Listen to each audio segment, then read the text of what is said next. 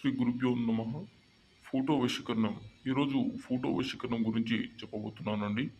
ఈ ఫోటో వశీకరణము భార్యాభర్తల మధ్యలో గొడవ జరుగుతా ఉన్నా, వాళ్ళిద్దరి మధ్యలో విడాకుల గురించి మాట్లాడుతా ఉన్నా, వాళ్ళిద్దరి మధ్యలో మూడో వ్యక్తి కలగజేసుకుంటున్న ఈ ఫోటో వశీకరణం ద్వారా ఇంకొక పార్ట్నరు మనకి చెప్పు చేతుల్లో పెట్టుకోవచ్చు.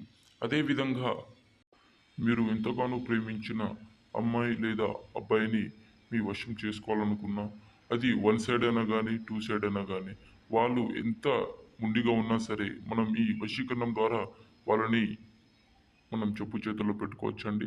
అలానే చాలామంది స్నేహితుల మధ్యలో గానీ, అదేవిధంగా కుటుంబ కలహాలలో గానీ, మన వశీకరణం అనేది ఉపయోగించుకోవచ్చు. ఉదాహరణకి ఈడొచ్చిన పిల్లలు మన మాట వినకపోయినా, మన చెప్పు చేతుల్లో లేకపోయినా, వాళ్ళని మనం చెప్పు చేతుల్లో పెట్టుకొని, మనకు నచ్చిన విధంగా చేయించుకోవచ్చు.